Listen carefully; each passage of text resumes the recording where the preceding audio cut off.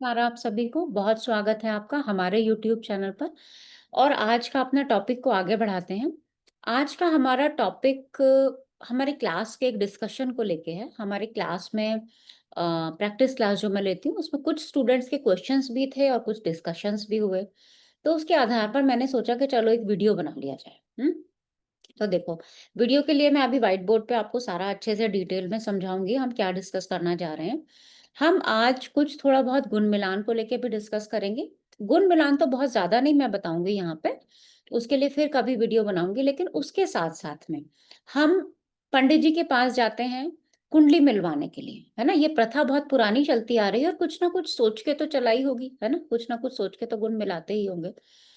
लेकिन आजकल हम ये सोचते हैं कि गुण नहीं मिलाया आपने सही, तो ये वजह रही है शायद हमारे बेटे या बेटी की शादी का परेशानी। मतलब सारा ब्लेम किसके ऊपर जाता है? एक एस्ट्रोलॉजर के ऊपर जाता है।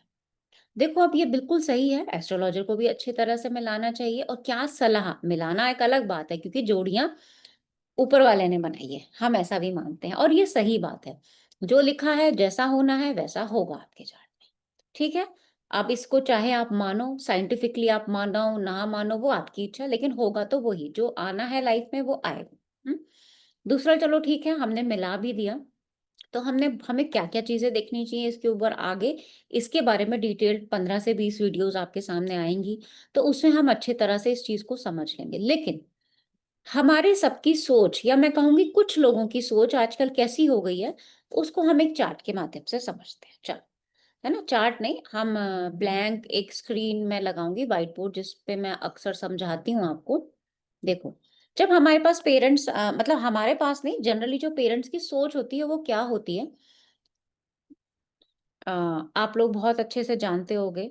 मैं ये नहीं कह रही हूँ कि हर एक समाज में यही सोचा जाता होगा, या हर एक लोग, हर एक क्लास के लोग यही सोचते होंगे, लेकिन ज़्यादातर एटलीस्ट 60% तो आप मान ही सकते हो यहाँ पे, है ना? 60% लोगों की सोच यही होती है कि अकेला लड़का होना चाहिए, है ना?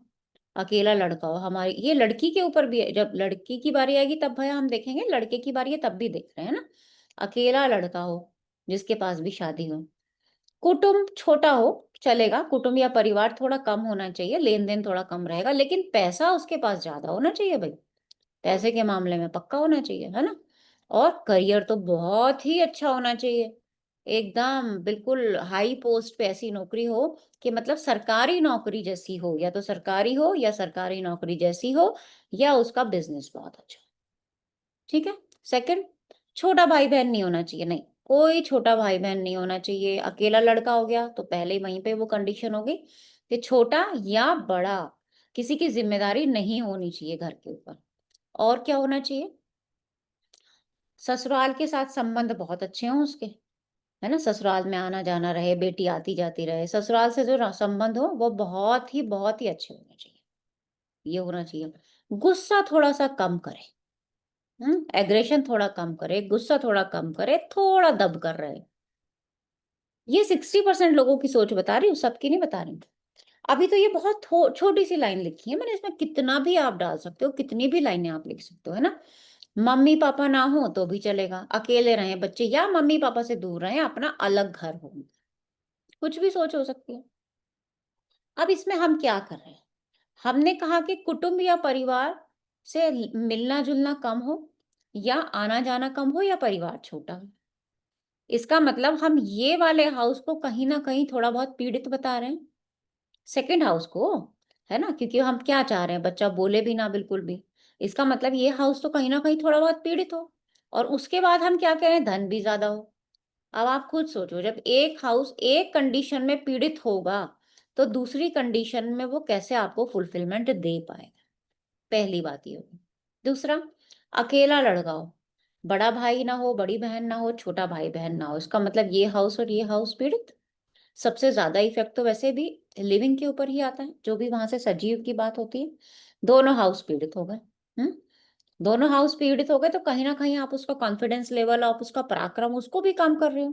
प्रभाव तो पड़ेगा ना, प्रभाव बहुत ज़्यादा पड़ेगा। और अगर चलो इस तरह से ना समझो, छोटा भाई-बहन ना हो मतलब यहाँ पे अशुभ प्लैनेट्स हों, यहाँ पे अशुभ प्लैनेट्स हों, या इनका लॉर्ड या कारक अशुभ प्रभाव में हो, अगर अशुभ प्रभाव में होगा तो ये बच्चे का अंदर का एग्रेशन भी तो निकलेगा फिर तो कंडीशन एकदम चेंज हो जाएगी, है ना? यहाँ पे मान लेते हैं मंगल आ गया, सूर्य आ गया, शनि आ गया, राहु आ गया, छोटा भाई-बहन तो नहीं है पर बेटी के ऊपर बहुत हाथ उठाता है लड़का, तो आप क्या चाहते हो? तो ये तो सोच ही इंसान की गलत हो गई ना यहाँ पे बिल्कुल। दूसरा ससुराल के साथ रिलेशन बहुत अच्छे होने चाहिए, यानी इस हाउस में शुभ ग्रह हो, शुभ प्रभाव हो, तभी तो ससुराल के साथ रिलेशन अच्छे होंगे। अब शुभ ग्रह अगर यहाँ बैठ गए तो शुभ ग्रह अपने आप में पीड़ित हो जाते हैं अष्टम स्थान में। तो फिर क्या प्रभाव आएगा? मम्मी-पापा से अलग रहे, अलग कब रहेगा इंसान? अलग कब रहेगा? जब उसकी वहाँ पे मदर और फादर के साथ ट्यूनिंग अच्छी नहीं होगी, उसका बिहेवियर अच्छा नहीं होगा, वो उनकी सेवा नहीं करना चाहेगा, उनके बारे में सोचेगा नहीं। इसका मतलब सीधा-सीधा लड़के के थिंकिंग पैटर्न के ऊपर बातें हो रही हैं, जो कि पंचम भाव से देखोगे आप। सोच, विवेक, विचार उसको कहाँ से देखोगे? 5th हाउस से देखोगे। 4th हाउस में कलह का माहौल होगा, तभी माता परेशान हो सकती है, यहाँ मंगल आ जाए, केतु आ जाए, घर में लड़ाई-झगड़ों की संभावनाएँ बढ़ सकती हैं।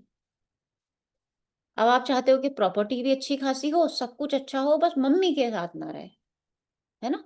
पिताजी के साथ ना रहे या पिताजी ना हो तो अच्छा, तो आप उसका कहीं न कहीं भाग्य भी खराब कर रहे हो।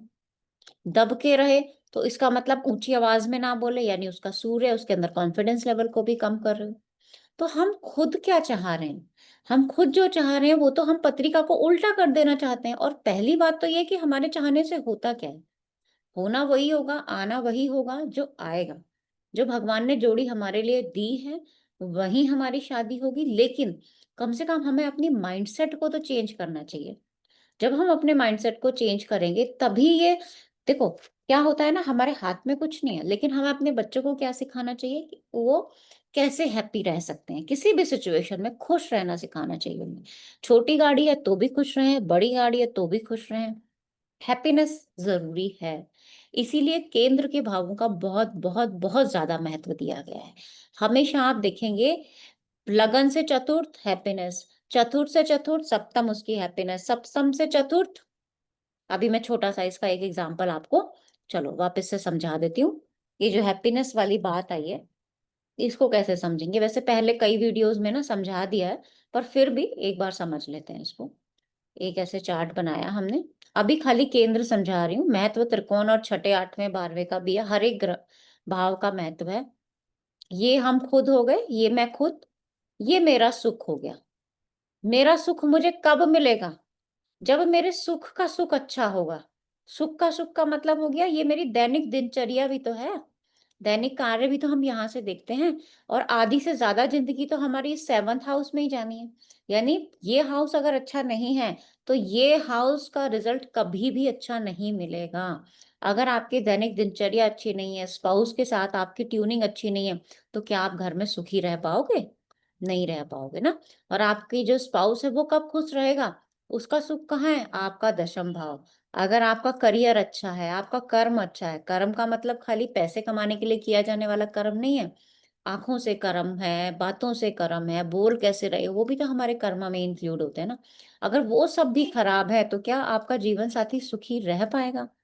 नहीं रह पाएगा, और जीवन साथी सुखी नहीं है, तो आप भी कहाँ सुखी हो? क्योंकि चारों भाव केंद्र के आपस में 4-4 के एक्सिस से कनेक्टेड है। अब आप समझ सकते हो कितना, मतलब इस पत्रिका में जितना आप जाओगे, घुसोगे, उतना ही आपको गहराई इसमें मिलती चली जाएगी।